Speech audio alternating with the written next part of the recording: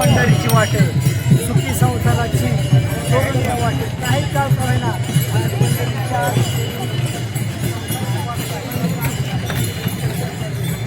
आज आपण आहोत दिंडी क्रमांक 42 बारामती तालुक्यातील दोर्लेवाडी गावची ही दिंडी आहे. आपल्यासोबत आहेत या दिंडीचे संचालक नाळे महाराज. काय सांगाल, कधीपासून हा तुमचा दिंडीचा सोहळा चालू आहे, काय सांगाल? या वर्षी माझं हे 42वे वर्ष पायी चालत.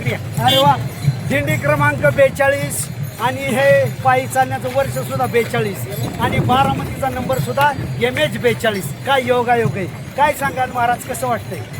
आता आनंद वाटतोय या सोहळ्यामध्ये.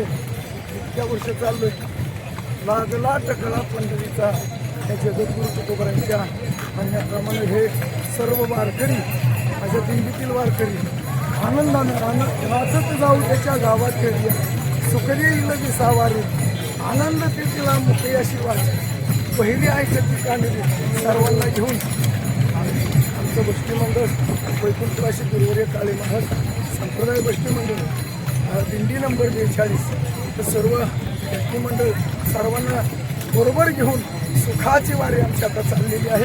अतिशय आनंद आहे. वा वा वा महाराज, काय सांगाल तुमच्या या दिंडी सोहळ्यामुळे दिनक्रम कसा असतो तुमचा?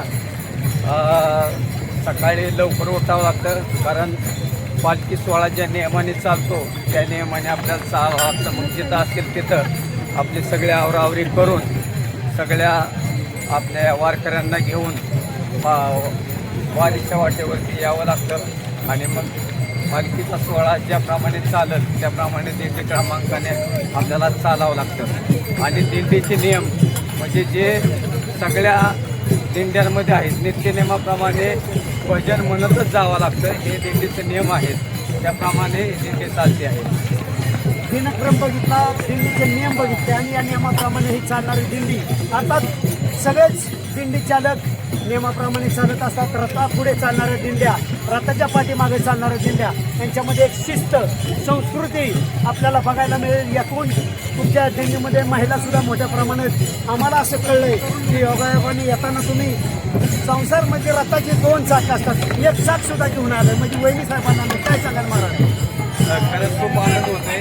माझी ही 31वी वारी आहे आणि 31व्या वारीच्यामध्ये लग्न झाल्यानंतर म्हणजे 20-22 वाऱ्या माझ्या झाल्या आणि खऱ्या अर्थानं माझ्या 22 वर्ष वाऱ्या करण्यामध्ये सगळ्यात मोठा जर वाटा असेल तो पत्नीचा आहे आणि त्यामुळे मी 22 वर्ष वारी करू शकतो. आज एवढा आनंद आहे की पत्नीला सुद्धा हे वर्ष वारीला घेऊन आलेला आहे.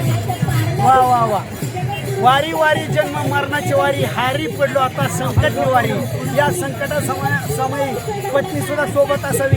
अर्थात भगवंताचं नामस्मरण करत जात असताना आपल्या गावातील, आपल्या परिसरातील जे काही वारकरी संप्रदायातील भाविक भक्त आहेत, गावकरी आहेत, महिला आहेत, मोठ्या प्रमाणामध्ये या दिंडी सोहळ्यामध्ये आनंद घेतात. म्हणून भगवंताचं नामस्मरण करतात. जय घोष करूया.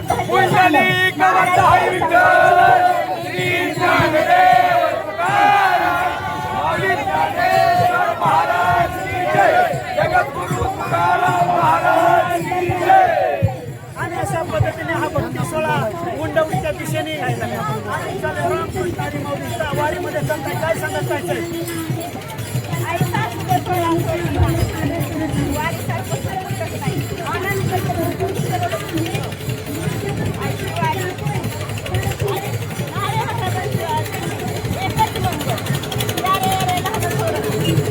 वा, माऊलींची वारी असो किंवा तुकोबारांची वारी असो, या वारीमध्ये चालण्याचा आनंद माझ्या माता बहिणी सुद्धा घेतात आणि मोठ्या भक्तिभावाने आनंदाने ऊन वारा पाऊस झेलत पंढरीच्या दिशेने वाटचाल करतात.